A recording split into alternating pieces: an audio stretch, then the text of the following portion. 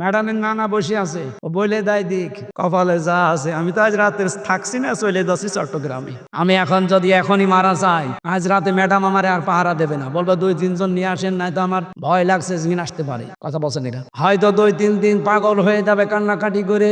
7 দিন খাবার খেয়ে না খেয়ে কাটাবে। সন্তান আদি মা বাবা আমারে ম্যাডাম সবই একই অবস্থা করবে। 40 দিন পরে দেখবেন যা স্বাভাবিক হয়ে যাচ্ছে। যেহেতু ওনার বয়স এখন বেশি না, আমার এখন 33, ওনার খুব বেশি হলো 26 হবে। এজন্য ওনার মা বাবা তো আর রাখবে না।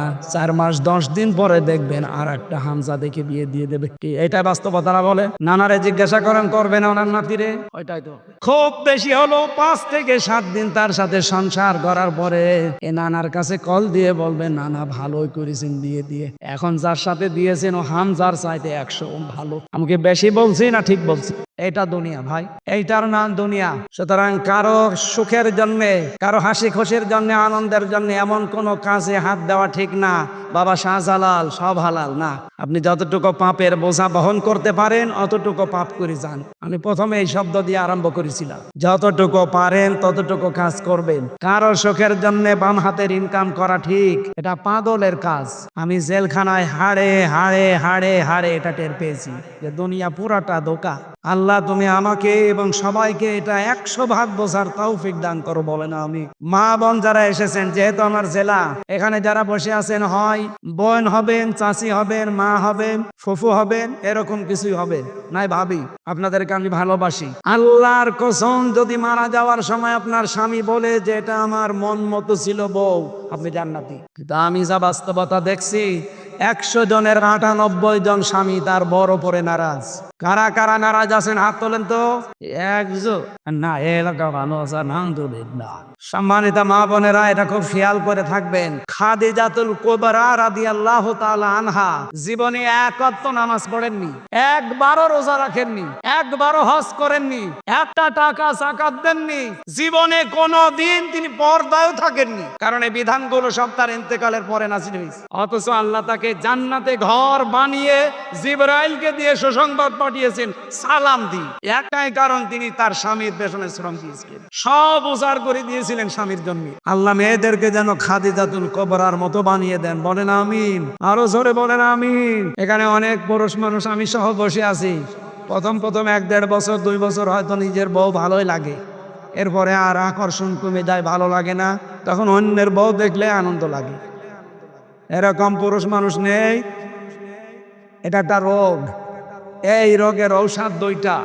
সূরা নূরের 30 নম্বর আয়াতে আল্লাহ ঔষধ দিয়েছে, কুল্লিল মুমিনিনা ইয়াগুদ্দু মিন আবসারিহিম ওয়া ইয়াহফাজু ফুরুজাহুম যালিকা আযকা লাহুম। আল্লাহ বলেন, নবী আপনি মুমিন পুরুষদেরকে বলেন তারা যেন তাদের চক্ষুকে নিম্নগামী করে পরনারী দেখলে। 2 নম্বরে তাদের লজ্জাস্থান হেফাজত করে। এইটাই উত্তম পদ্ধতি, পবিত্র পদ্ধতি এটা। আপনি 15 দিনে আমলটা করে দেখেন। শুধু নিজের 14 জন মহিলা বাদ দিয়ে, মা, বোন, ফুফু, মেয়ে, এরকম 14 জন, এদের বাদ দিয়ে সামনে দুনিয়ার যে মহিলায় পড়ুক, সঙ্গে সঙ্গে চোখ নিজের দিকে করবে। কয়দিন? মাত্র 15 দিন। বলেন বলেন। এরপরে লজ্জাস্থানের হেফাজতের জন্য যা যা করা লাগে এইটা একটু কন্ট্রোল করে। 15 দিন পরে দেখবেন একটা অনির্বাচন সুখ আপনি পাচ্ছেন। এটা টাকা দিয়ে কিনতে পাওয়া যাবে না, এই আমলের কারণে আল্লাহ দান করবে। প্রান্তীয় জেলা কুষ্টিয়া অবরহাট হাই স্কুল ময়দানে ইসলামী সমাজ কল্যাণ পরিষদের উদ্যোগে আয়োজিত 3 দিন ব্যাপী 17তম বাৎসরিক, যদিও 16 বছর বন্ধ ছিল, নাকি 13 বছর বন্ধ ছিল, 3 দিন ব্যাপী সমাপনী রজনীর স্বনামধন্য সভাপতি, বাংলাদেশ জামায়াতে ইসলামী কুষ্টিয়া জেলা শাখার ইউনিট সদস্য জনাব কাজী হামিদুল ইসলাম দামাত বারকাতুহুমুল আলিয়া, সম্মানিত পরিচালক কাজী আব্দুল সালাম, সেক্রেটারি ইসলামী সমাজ কল্যাণ পরিষদ কবরহাট কুষ্টিয়া, মাহফিলের প্রধান অতিথি শাইখুল মাশায়েখ, বাংলাদেশ জামায়াতে ইসলামী কুষ্টিয়া জেলার শ্রদ্ধাভাজন জেলা আমির, ইসলামিক চিন্তাবিদ, শিক্ষাবিদ, রাজনীতিবিদ অধ্যাপক মাওলানা আবুল হাশেম আতাউল্লাহ উমরাহু ওয়া বারাকাল্লাহু ফি হায়াতি আমিন। মঞ্চে বসা আছেন ইসলামিক চিন্তাবিদ, রাজনীতিবিদ, সমাজসেবক, কুষ্টিয়া জেলার কৃতি সন্তান, সারা জীবন জ্ঞানের আলো ছড়িয়েছে অধ্যাপক ফরহাদ হোসাইন, নায়েবে আমির বাংলাদেশ জামায়াতে ইসলামী কুষ্টিয়া জেলা শাখা। আতামাল্লাহু গৌরহু ওয়া বারাকাল্লাহু ফি হায়াতি। বলেন আমি মানসে বসরা কুওয়াতুল ইসলাম কামিল মাদ্রাসা কুষ্টিয়া, বাংলাদেশের ঐতিহ্যবাহী প্রতিষ্ঠান। হাজার হাজার আলেম এখান থেকে বের হয়।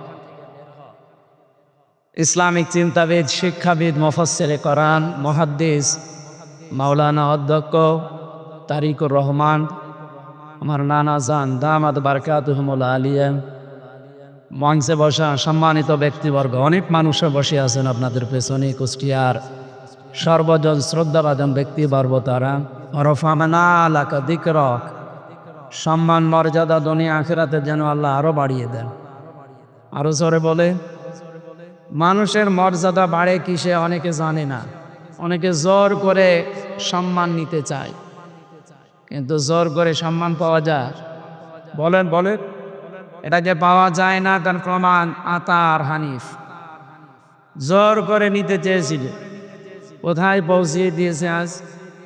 গত পরশু দিনের রিপোর্ট দেখেছেন, তামাম পৃথিবীর 257টা রাষ্ট্র, প্রত্যেক রাষ্ট্রে রাষ্ট্রপ্রধান ছিল। গোয়েন্দা সংস্থা রিপোর্ট দিয়েছে, এটা মাইক্রোসফটের রিপোর্ট। এই 257টা রাষ্ট্রের রাষ্ট্রপ্রধান যারা, সবচাইতে নিকৃষ্ট তালিকায় 10 জনের নাম এসেছে। তার 1 নম্বরে হাসিনা।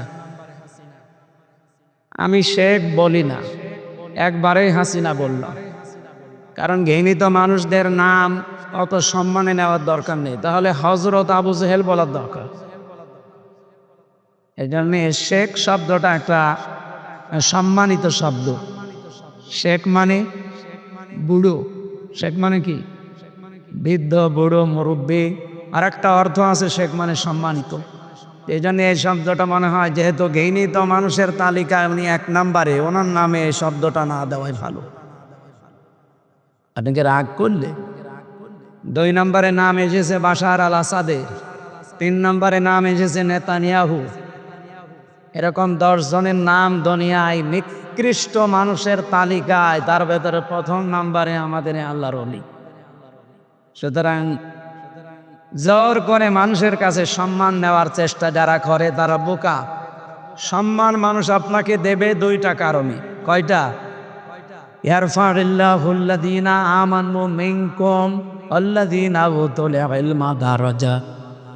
আর সূরা মুজাদালা 11 নম্বর আয়াতের মাঝের অংশে আছে। আল্লাহ রাব্বুল আলামিন জানিয়ে, এখানে ডিস্টার্ব হয়ে যাচ্ছে, কিছু দেওয়া লাগবে না ভাই, বসেন তো। যারা মাহফিল দেয় আসলে এরা শোনে না, বিভিন্ন আন্টি শান্তিতে সময় কাটায়। আমিরে জামাত ডাক্তার শফিকুর রহমান হাফিজাহুল্লাহ, কয়েকদিন আগে একটা অনুষ্ঠানে আমি ছিলাম ওনার। উনি যারা তাফসীর করে বাংলাদেশে, যারা মুফাসসির, যারা ওয়াজ করে, এনাদের উদ্দেশ্যে 2টা কথা জানিয়েছেন। আপনারা যারা তাফসীর মাহফিলে, ওয়াজ মাহফিলে, দিনের অনুষ্ঠানে কথা বলে আন্টি শান্তি, আগল পাগল, উল্টা পাল্টা কিচ্ছু বলতে যাবেন না। ক্লাসের আকারে কথা বলবেন, সর্বোচ্চ 1 ঘন্টা বলেন, অসুবিধা নেই। 45 মিনিট বলেন, কোনো অসুবিধা নেই। আরও কমিয়ে আপনি আধা ঘন্টা বলেন। পৃথিবীতে বিশ্বনবী মুহাম্মদ রাসূলুল্লাহর মতো এত দামি কথা কেউ বলতে পেরেছে? পারবে কেউ?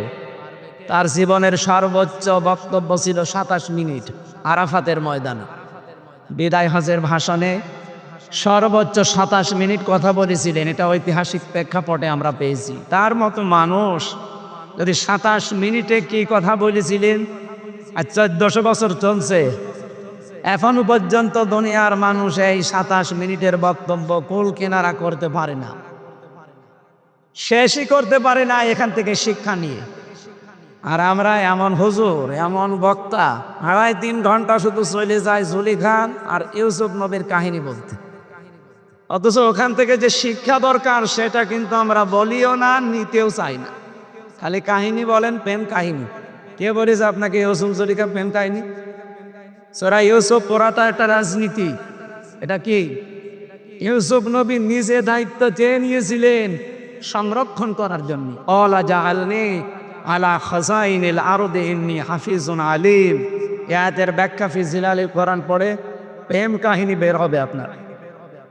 এখানে উল্টোপাল্টা ধারণাগুলো আসে তখন যখন আমরা দেখি বিভিন্ন আলোচক বক্তার নাম নিয়ে 2.5 ঘন্টা 3 ঘন্টা প্রেম কাহিনী শোনায় ইউসুফ আর জোলাইখার নাম নিয়ে। নাউজুবিল্লাহি মিন যালিক।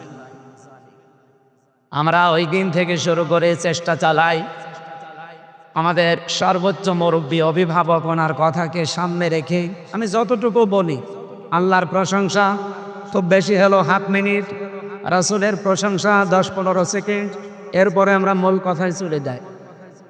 এখানে আমার মনে হয় এইভাবে আসালি পাসালি দিয়ে সময় নষ্ট না করে আল্লামা সাঈদী সাহেবের ওই ঐতিহ্যটা ধরে রাখা দরকার এই তাফসির মাহফিলগুলোতে। সর্বোচ্চ মাগরিব থেকে এশা পর্যন্ত একজন তুলে দেবেন, এশার নামাজ পড়ে প্রধান বক্তা তুলে দেবেন। আপনারা দাওয়াতও নিয়েছিলেন এই কথা বলে, কিন্তু কথা রাখেননি। আমি কখন এসে বসে আছি আপনারা জানেন? এই যে সময়টা নষ্ট করলেন, আমি এই সময় পড়তে পারতাম না। ডাক্তার আমারে বলেছে রাত 10টার পরে জেগে থাকবেন না, তাহলে মাথার এই যে পাশে যে ড্যামেজ হয়ে গেছে ওটা আবার সমস্যা হয়ে দেখা দেবে। কুষ্টিয়ার অনুষ্ঠানগুলো নিতে চায় না আরও এই কারণে। গ্রামের ফকির ভিক্ষা পায় না, বাংলায় কথা নেই। আমি বাইরের জেলায় গেলে একটু দাপট দেখাতে পারি, কিন্তু এখানে আসলে তো বিড়াল হয়ে যায়। আপনারা যা বলেন তাই করা লাগে না। আগামী থেকে এটা আর হবে না, এই সিস্টেম পাল্টাতে হবে। আমার অধ্যক্ষ সাহেব বলছিলেন আসার পরে যে সিস্টেমগুলো আসলে পাল্টানো দরকার। কেন এত রাত করা লাগবে? মানুষ তাহাজ্জুদ পড়বে, ফজরের নামাজ আছে, সকালে কর্মজীবন আছে। আর আমার কালকে দিনের বেলা চট্টগ্রাম, রাতের বেলা নোয়াখালী। আমি তো পারা দরকার আমার। আগামী থেকে কুষ্টিয়া এটা রেকর্ড হচ্ছে, সারা বাংলাদেশে যাচ্ছে। যারা অনুষ্ঠান নেবে হাতে পায়ে ধরে বলছে এশার নামাজ পড়ে আমারে দুলে দেওয়া লাগবে সাঈদী সাহেবের মতো। যদি পারেন দরকার হয় পোস্টারে লিখে দেবেন মোটা করে, আমির হামজার বয়ান রাত 8টায়। আমি 9টা 9:30টায় মাহফিল শেষ করে দিতে চাই। যদি পারেন নেবেন, না হলে হাতে পায়ে ধরে বলছে দাওয়াত দিতে যাওয়ার দরকার নেই। আমার দাওয়াতের অভাব নেই। এই জন্য আশা করছি আমার এই কথাটা আপনারা ঠিক রাখবেন। মহিলা প্যান্ডেলে মা বোনেরা সামনের দিকে একটু চেপে চেপে বসেন, একটু জায়গা করে দেন। জান্নাতে আপনার জন্য আল্লাহ একটা জায়গা বরাদ্দ দিয়ে দেবেন ইনশাআল্লাহ। আমরা কথা বলছিলাম মানুষের সম্মান বাড়ে 1 নম্বরে ইমান, 2 নম্বরে এলেমের কারণে। ইমান আমাদের কম বেশি অনেকেরই আছে না নেই? বলেন বলেন। কিন্তু ইমান আনতে হলে প্রথমে একটা কাজ করা লাগে, ওইটা হয়তো অনেকের নেই। ইমান আছে, ইমান আনার আগে কি কাজ করা লাগবে? কোরআনে কারিমে আল্লাহ সূরা বাকারা 257-56 নম্বর আয়াতে জানিয়েছে, ফামান ইয়াকফুর বিত-তাগুত ওয়া ইউমিন বিল্লাহ। কেউ যদি ইমান আনতে চায় তার প্রথম কাজ সে যেন তাগুত ছেড়ে দেয়। বাংলাদেশে বহু ইমানের দাবিদার আমরা তাগুত ছেড়ে না দিয়ে ইমানের দাবি করি, এই কারণে আমাদের ইমান টিকতে চায় না। ফাকাদ ইসতামসাকা বিল উরওয়াতিল ওয়াসকা লা ইনফিসামা লাহা। আল্লাহ তাআলা বলেন তাগুত ছেড়ে দিয়ে যদি ইমানের দাবি করতে পারে, ও এমন একটা মজবুত রশি ধারণ করেছে যা জীবনেও ছিঁড়ে যাবে না। কিন্তু তাগুত ছেড়ে না দিয়েছে ইমানের দাবি আমরা করি, ঝড় উঠলে ইমান আগেই লিভে যায়। ঝড় উঠেছে হয়তো চোর হাসে, কবর হাট থেকে আমার বাতি লিভে গেছে। সুতরাং এইরকম ইমান আমরা আনবো না। আমরা ইমান আনতে হলে আগে তাগুত ছেড়ে দেব। কথা বলেন ঠিক কিনা? বাংলাদেশের দিকে তাকান, যারা তাগুত ছেড়ে দিয়ে ইমানের দাবি করেছিল, আপনি দেখেন শিবিরের সাবেক সভাপতি দেলাওয়ার হোসেন তার গরম করে তার লজ্জাস্থানে ঢুকিয়েছিল। আমি নিজে সাক্ষী, আমাকে ওই অফিসার বলছিল সঞ্জয় দত্ত, আমারও রিমান্ডে উনি ছিল, আমারে বলছিল দেলাওয়ারকে এই করেছিলাম, ওকে আমরা ফুটবলের মতো পিটিয়েছি। 57 দিন রিমান্ডে ছিল, এই বাংলাদেশের ইতিহাসে এই প্রথম। 15টা বছর যে জুলুম অত্যাচার নির্যাতন গেল, জালেনরা তার এক চুল টলাতে পারে নাই। হ্যাঁ, কথা বলেন না কেন? কারণ সে তাগুত ছেড়ে দিয়ে ইমান এনেছিল, এই জন্য ইমান থেকে তাকে দূর হতে হয়নি। যারা ইমান এনেছে তাগুত ছেড়ে না দিয়ে নৌকা মার্কা নিয়ে দাঁড়িয়ে ইমান এনেছিল, মাওলানা রুহুল আমিন, আমি নাম ধরে বলছি যেন আপনি চিনতে পারেন, বায়তুল মোকাররমের সাবেক খতিব। এই লোকটার ইমান যাই ছিল এখন আর নেই। কেউ কথা বললেন না কেন? কারণ তাগুত ছেড়ে না দিয়ে ইমানের দাবি করলে ইমান টিকবে না। এ পৃথিবীর ইতিহাসে এই প্রথম যে জাতীয় মসজিদের খতিব পাপালি, এটা বোঝেন না? দুনিয়াতে আপনি শুনেছেন যে মসজিদের ইমাম পালাই জোর করে এসেছিল কয়েকদিন পরে যে আমি আবার ইমামতি করব, জুতা দিয়ে পিটিয়েছে যাব। পরের দিন মোবাইলে স্ট্যাটাস দিয়েছে ফেসবুকে যে জুতা মেরেছে কিন্তু আমার গায়ে লাগে। আমি আর নেছে নামলাম। তাগুত ছেড়ে না দিয়ে যদি আপনি ইমানের দাবি করেন আপনার ইমান টিকবে না। এই জানে আমাদের সম্মান আল্লাহ রেখেছেন কিসের ভেতরে বলেন তো? ইমানের ভেতরে। 2 নম্বরে ওয়াল্লাযীনা উতুল ইলমা দারাজাত, এটা বহু বছর যারা এলেম পেয়েছে, এলেম পেলে না, এলেমের ওপরে আমল করা লাগবে। বাংলাদেশে তাকান, জ্ঞান কম দেখি অনেকে আমাদের অর্জন, কিন্তু জ্ঞানের ওপরে টিকে থাকতে পারি না, এই জন্য আমাদের সম্মান বাড়ায় না, আপনি ইসকানি। এই পৃথিবীতে জ্ঞানের ওপরে সবচাইতে বেশি আমল করেছিল, কাজ করেছিল জ্ঞান অনুযায়ী নবীরা। কারা? বলেন বলেন।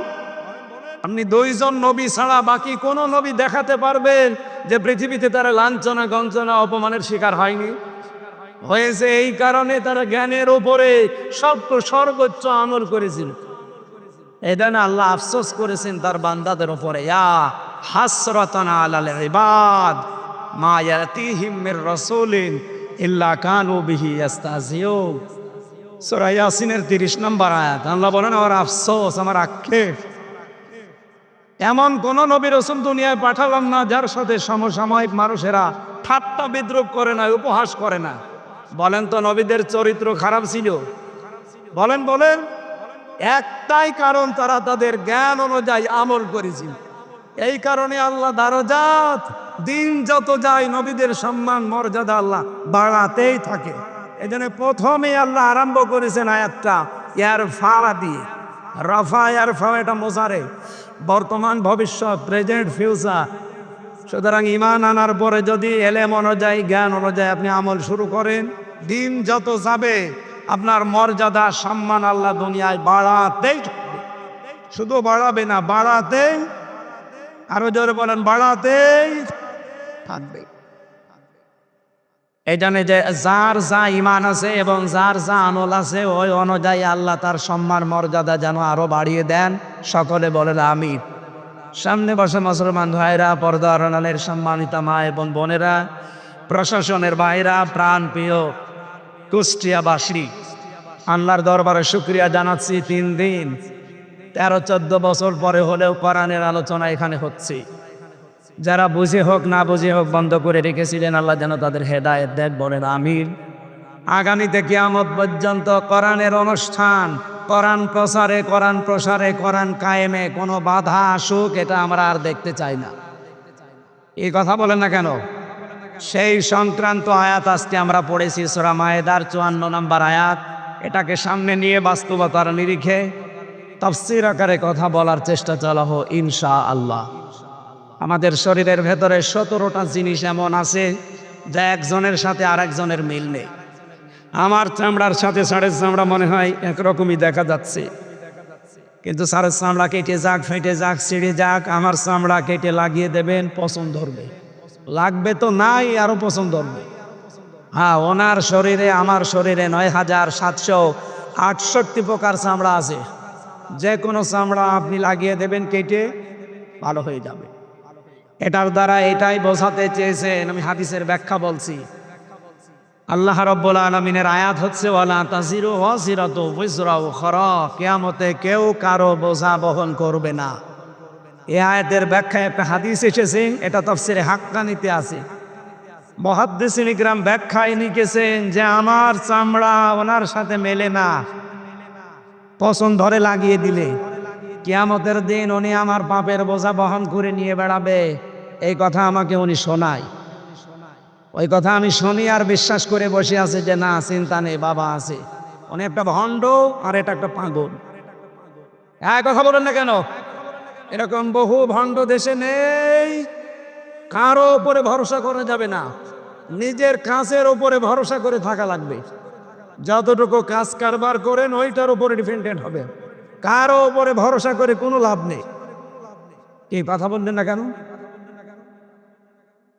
উম্মিহি ওয়া আবি, এই আয়াতের ব্যাখ্যা এসেছে সন্তান তার মায়ের কাছে 500 বছর পড়ে থাকবে পা ধরিয়ে, 500 বছর, একটা নেকির কারণে। নবীজি বলেন 500 বছর পরে ওর মুখের ওপরে লাথি দিয়ে বলবে, এ কিসের সন্তান দাবি করো, দুনিয়ায় আমার বিয়ে হয়নি। এই জন্য আমার চামড়ার সাথে ওনার চামড়ার মেলে না, ওনার ওপরে ভরসা করে আমার কোনো লাভ আছে? যতটুকু পারবেন কিয়ামতে বোঝা বহন করতে অতটুকু পাপ করে দুনিয়া থেকে যান। অবশ্য ঠিক ঠিক আছে, করেন আপনি। আপনি যতটুকু সহ্য করতে পারবেন, মাথার উপরে বোঝা, পাপের বোঝা, ততটুকু করবেন। ঠিক আছে, এটা তো ঠিক আছে। আল্লাহ আমাদের এমন এমন কাজে আঞ্জাম দেওয়ার জন্য তৌফিক দেন, আমরা যেটা বহন করতে পারি ওই পরিমাণে ভালো কাজ আমরা করতে চাই। অন্যায়গুলো দুনিয়া থেকে আমরা মাফ করে নিতে চাই, বলেন আমি। আপনারা জানেন গতকাল পরশুদিন, আজকে তো 19 তারিখ, 18 তারিখে মনে হয় গতকাল, একজন নিরপরাধ মানুষের জন্য সারা বাংলাদেশে যেভাবে মানুষ রাস্তায় নেমেছিল, পৃথিবীর ইতিহাস তৈরি হয়ে গেছে। এই কথা বললেন না কারা? এটা কি টাকা পয়সা দিয়ে কেউ নিয়ে এসেছিল? না, কাউকে যাবার সময় 2 টাকা দেওয়াও হয়নি, খাবারও দেওয়া হয়নি। এটা এসেছিল যারা রাস্তায়, সব এসেছিল ইমানের দাবিতে।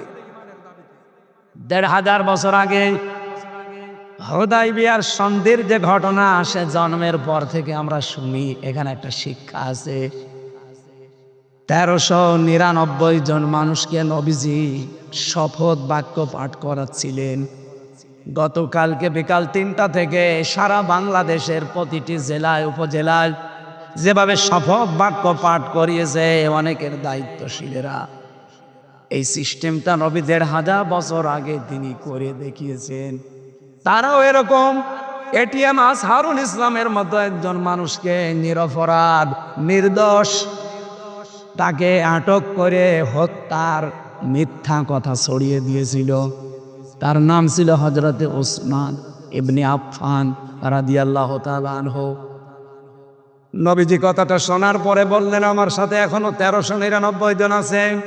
হুদায়বিয়া নামক যে জায়গাটা আমি হাত ফেলে দিলাম, তোমরা এই 1399 জন আমার হাতের ওপরে হাত লাগাও। সবাই হাত দিয়েছে। রব্বুল আলামিন সঙ্গে সঙ্গে জিবরাইলকে দিয়ে সূরা ফাতিহার 18 নম্বর আয়াতটা নাজিল করলেন ওই জায়গায়, লাকাদ রাদিয়াল্লাহু আনিল মুমিনিন। আল্লাহ পাক বলেন লাকাদ রাদিয়া, রাদিয়া দিলেও কিন্তু অর্থ হয়ে যেত, এর আগে লাকাদ দিয়েছেন কেন? মুফাসসির বলেন আল্লাহ পাক গ্যারান্টি দিয়ে জানিয়েছেন, আমি কিন্তু রাজি হয়ে গেছি, না রাজি হব। মাঝি এটা পাস্ট, অতীতের শব্দ। আল্লাহ গ্যারান্টি দিয়ে বলছেন, আমি রাজি হয়ে গেছি। আনিল মুমিনিনা, এই যে মুমিনদের উপরে, ইদি ইউবাইউনাকা, যে মানুষগুলো আপনার হাতের উপরে হাত দিয়ে আজ বায়াত নিচ্ছে, শপথ পাঠ করছে, তাহতা শাজারাতিন, এই গাছের নিচে। ও গাছটা এখন হয়তো আর নেই, তার চারা থাকতে পারে, ওই সময় বাবলা গাছ একটা ছিল। এটা ইবনে কাসিরের বর্ণনা। মুফাসসির বলেন, যখন 1399 জন 2টা ফরজ লঙ্ঘন করে একটা নিরপরাধ মানুষের মুক্তির জন্যে, প্রতিশোধ নেওয়ার জন্যে তারা হাতের ওপরে হাত দিয়েছিল, একটা রোজা ভেঙে ফেলেছে আর একটা হজের ইহরাম খুলে ফেলেছে। নবীজি বলেন, পরে রোজা রেখে দেব, পরে হজ আবার করব। কিন্তু ওরা বিনা কারণে নির্দোষ একটা মানুষকে মেরে ফেললো, আর আমরা বসে বসে দেখবো না? হজও থাক, রোজাও থাক, আগে ওসমান হত্যার প্রতিশোধ না নিয়ে কেউ মদিনায় ফেরত যাব না। হাত দাও হাতে। যখনই তারা হাত দিয়েছে, আল্লাহ বলেন ফালিমা মাফি কুলুবি, তারা কিন্তু লোক দেখানোর জন্য হাত দেয়নি। তাদের মনের অবস্থান, অন্তরে কি আছে ওটা আমি আল্লাহ জানি। গতকাল সারা বাংলাদেশে এই নির্দোষ নিরপরাধ আজহারুল ইসলামের জন্য যারাই মুক্তির শপথ নিয়েছে, যারা হাতে হাত দিয়ে শপথ বাক্য পাঠ করেছে মুক্তি দেওয়া লাগবে, তাদের মনের খবরও আল্লাহ জানে। আরো জোরে বলে, আল্লাহ পাক বলেন আমি দুইটা জিনিস তাদেরকে দিয়েছি, ফানজালাস সাকিনাতা আলাইহিম, তাদের উপর আমার প্রশান্তি নাজিল করেছি। আপনি কালকে সারা দেশের দৃশ্য দেখে প্রশান্তি আল্লাহ নাজিল না করলে এই দৃশ্য তৈরি হওয়া সম্ভব না। কত মানুষ এরকম অনুষ্ঠান করতে গেলে হাজার হাজার কোটি টাকা খরচ করেও পারত না। আজকেও সারা বাংলাদেশে একটা দলের অনুষ্ঠান হচ্ছে। আমি আসার সময় কয়েকজনকে জিজ্ঞাসা করছিলাম, দিনের বেলা একটা অনুষ্ঠানে যাচ্ছিলাম, ওখানে যাবার সময় একটা লোককে বললাম যে ভাই আপনারা এসেছেন আল্লাহর জন্যে? বলে কিসের হুজুর, আল্লাহর জন্য 300 টাকা পেয়েছি। কত? 300 টাকা দিয়ে যার এক বেলা খাবার, এই জন্য এর চিল্লা পাল্লা করছি। এরপরেও কত মানুষকে পাওয়া যাচ্ছে না, অথচ গতকালের দৃশ্যে 300 না 3 টাকাও কাউকে দেওয়া হয়নি। বাড়িতে দেওয়ার সময় অনেকে ফানজালাস সাকিনাতা আলাইহিম, মনে একটা প্রশান্তি নিয়ে বাড়ি গেছে। আল্লাহ বলেন ওয়াসাবাহুম ফাতাহান করিবা, 3 নম্বরে আমি আল্লাহ তাদেরকে একটা নিকটবর্তী বিজয়ের সুসংবাদ দান করছি। এই আয়াতটা পড়ার পরে, ব্যাখ্যা দেখার পরে আমার মনে হচ্ছে ওই সময় 1500 বছর আগে কাফেররা এ ঘোষণা যেই শুনেছে যে মুহাম্মাদুর রাসূলুল্লাহ সাল্লাল্লাহু আলাইহি সাল্লাম 1399 জনকে হাতে হাত দিয়ে শপথ বাক্য পাঠ করাচ্ছে, ওরা ভয়তে ওসমানকে ছেড়ে দিয়েছে। আমার মনে হয় আগস্টের 5 তারিখের পরে এই সিদ্ধান্ত দেশের তাওহীদি জনতা যদি নিতে পারত যে অবৈধ সরকারের অবৈধ রায় আমরা মানি না, যত নিরপরাধ মানুষ জেলখানায় আছে, যত নিরপরাধ নির্দোষ মানুষ বিনা কারণে এই ন্যায়ভ্রষ্ট রায়ের মাধ্যমে জীবন নষ্ট করছে, এই মুহূর্তে তাদেরকে ছেড়ে দেওয়া লাগবে। আর মনে হয় 5, 6, 7 তারিখের ভেতরে যা ছিল সব ছেড়ে দিত। আমরা পারি নাই, দেরি যখন হয়েছে আফসোস নেই। আমরা চাই অন্তত 13টা বছর লোকটা আছে এই অন্ধ প্রকোষ্ঠে, আমি 3 বছর তার সাথে ছিলাম। মানবতার জন্য লোকটার যে দরদ, ইসলামের জন্য আল্লাহর উপরে যে ভরসা তার আমি দেখেছি। এইরকম মানুষকে মিথ্যা সাক্ষীর মাধ্যমে একজন মানুষের হিংসার বশবর্তী হয়ে তাকে জীবনটা নষ্ট করা আর ঠিক হবে না। বলেন বলেন, দায়িত্বে যিনি আছেন 2 জন নবীর নাম তার ডক্টর মোহাম্মদ ইউনুস, একটা মোহাম্মদ আর একটা 2 নবীর নাম নিয়েছেন আপনি।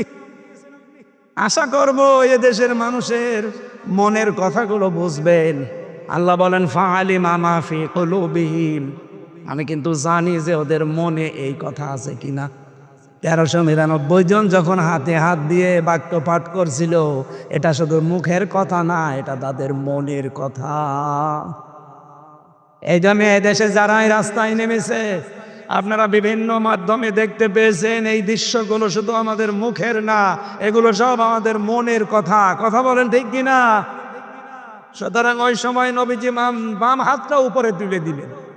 সাহাবী জিজ্ঞাসা করলেন, হে নবী, এর কিসের হাত? আমরা তো সবাই ডান হাত দিয়েছি। নবীজি বলেন, ডান হাত তো আমিও দিয়েছি। আজকে কিছুক্ষণ আগে আল্লাহ আয়াত নাজিল করে ঘোষণা দিয়েছে, আজকের এই বায়াতে সবার উপরে আল্লাহ রাজি হয়ে গেছে। আমার ওসমান যেহেতু এখানে নেই, তা বড় আল্লাহ রাজি হওয়া লাগবে। এজন্য আমি বাম হাতটা উপরে তুলে দিলাম, এইটা আমার ওসমানের হাত। আমি আয়াত থেকে শিক্ষা নিয়ে 100 ভাগ বিশ্বাস করে বলতে পারি, গতকাল এই নিরপরাধ মানুষটার জন্যে সারা বাংলাদেশ, সারা বিশ্বের বিভিন্ন জায়গায় যারা শপথ পাঠ করে নিজের জীবন নিয়ে এসেছিলেন রাজপথে, আল্লাহর কসম আপনাদের সবার উপরে আল্লাহ রাজি হয়ে গেছে।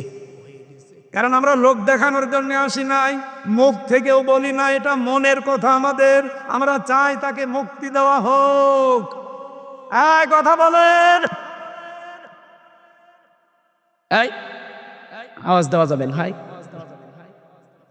আগামীকাল তার রায় আছে, যারা দায়িত্বে আছে, লুৎফুজ্জামান বাবরকে যদি ছেড়ে দেওয়া হয়, আমরা চাই এটিএম আজহারুল ইসলামকেও ছেড়ে দেওয়া লাগবে।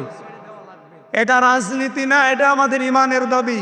যদি রাজনীতি মনে করেন, হ্যাঁ এটা রাজনীতি। আমরা চাই না এই সমর যোদ্ধা, বিপ্লবের সৈনিক, বিপ্লবের কারণে এই দেশটা যেহেতু স্বাধীন হয়ে গেল, সে বিপ্লবের সৈনিক জেলখানায় থাকবে কোন কারণে? তিনি বিপ্লবের অগ্রনায়ক, সারাটা জীবন কাটিয়েছেন বিপ্লবের মাধ্যমে। এই কথা বলো না কেন? বিপ্লবের এই সূর্য সন্তান যদি জেলে থাকে, তাহলে বিপ্লব দরকার কি? আশা করছি অন্য যারা আছে বিনা কারণে নির্দোষ, মিথ্যা মামলা, মিথ্যা সাক্ষীর কারণে সবাইকে মুক্ত বাতাসে ছেড়ে দেওয়া হোক। এটা আমরা চাই না। আমরা চাই এই কারণে ১৫০০ বছর আগে যদি নবী ওনাদের উপরে খুশি হয়ে যেতে পারে, আল্লাহ যদি খুশি হয়ে বলতে পারে আদুল্লাহি ফাওকা আইদিহিম, আজকে নবীর হাতে যারা হাত দিয়েছো তারা আমার হাতে হাত দিয়েছো। গতকাল যারা সারা বিশ্বে, বিশেষ করে বাংলাদেশে এই নিরপরাধ মানুষের পক্ষে কথা বলেছেন মন থেকে, আল্লাহর কসম, আল্লাহ আমাদেরকে একটা প্রশান্তি দিয়েছে। এবং আর একটা জিনিস বাকি আছে, ওয়াসাবাহুম ফাতাহান কারিবা, একটা নিকটবর্তী বিজয় আল্লাহ আমাদেরকে দেবেন। এই আয়াতে তার প্রমাণ আছে। আল্লাহ যেন সেইটা আমাদেরকে দেখান, বলেন আমিন। সূরা মায়েদা ৫৫ নম্বর আয়াতের আগে একটা আয়াত পড়েছি, ৫৪ নম্বর আয়াতটা। আমরা চেষ্টা করবো এই আয়াত থেকে মূল কথাগুলো ডেলিভারি দেওয়ার। মায়েদা শব্দের শাব্দিক অর্থ দস্তরখানা। মায়েদা মানে কি? এ একটা আমল। যদি আপনার জরুরি হলে কিন্তু ঘুমাবেন, আমাদেরকে রাত জাগিয়ে ঘুমাবে। আমরাও সারের মতো করতে চাই আগামী থেকে। রাত ১০টার পরে ওনারে মোবাইল দিলে আমি আর পাই না। বাংলাদেশের বিভিন্ন জেলায় জেলা আমির, থানা সেক্রেটারি, জেলা সেক্রেটারি বলে একটু কথা বলবো দিন, ১০টার পরে তো আর হয় না। এই জন্য আগামী থেকে আমরা ওনার নিয়ম ফলো করবো। রাত ৮টায় আমার তুলে দেওয়া লাগবে, যেখানেই নিন। এই রেকর্ড ভালো করে করো। কি রেকর্ড করো? এটা ছাড়বা কাট। সারা বাংলাদেশে যেখানে নিয়ে যান, এমনকি বাইরের দেশে যারা নিতে চান, আমার এশার নামাজ পড়ে তুলে দেওয়া লাগবে। যতটুকু বলি, ১ ঘন্টা বলি, ৪৫ মিনিট বলি, আমি মূল কথা সামারাইজ করে বলে ফেলবো ইনশাল্লাহ। আমি চাই আগামী বছর থেকে আমি যেন সর্বোচ্চ রাত ১০টায় ঘুমাতে পারি। নাকি তুলবেন রাত 10:30টায়? আজকে যেহেতু নিজের জেলা বলে কিছু বললাম না। আর ইয়াসিন, ওরে আমি কি যে করবো, বাড়ি যাই। ও তো আমার সাথে বলল কি আর করলো কি? আমি বললাম যে সর্বোচ্চ রাত ৯টায় তুলে দেবেন। মায়েদা মানে দস্তরখানা। তাম দুনিয়া আল্লাহ একটা দস্তরখানা বানিয়েছে। কথা বলে না কেউ? তাম পৃথিবীটা একটা কি, সব জায়গায় খাবার ছড়িয়ে ছিটিয়ে আল্লাহ রেখেছেন। নবীজি আয়াতে তার একটা ব্যাখ্যা পড়েছি আমি, একটা হাদিস। বিশ্ব নবীতে বলেন, যারা খাবার খেতে কোনো খাবার পড়ে যায় দস্তরখানার উপরে, এরা যদি ওটা তুলে খেয়ে ফেলতে পারে, জান্নাতের হুরদের যে দেনমোহর আছে ওইটা আল্লাহ আদায় করে দেয়। জান্নাত পাবেন কিনা কোনো গ্যারান্টি নেই, কিন্তু দেনমোহর আদায় হয়ে যাচ্ছে হুরদের। সুতরাং এই কাজটা আমরা যেন আর সামনে না ছাড়ি। আয় কথা বলছেন? হ্যাঁ, বিয়ে করার কথা শুনলে আমরা সবাই রাজি আছি। এদেশের বহু মানুষ নামাজের 13টা ফরজ জানে না, বিয়ে করা ফরজ এটা জানে। এটা জানে না। সূরা মায়েদার এই আমলটা আমি সহ যারা এসেছি, দস্তরখানা বিছিয়ে খাবার খাওয়া লাগবে। টেবিলে খান, কিছু পড়ে নেবে, কিছু পড়ে গেলে ওইটা তুলে খেয়ে, এই আমলটা যদি এখন থেকে চালু হয়, আমার আশা জান্নাত আল্লাহ দেবে।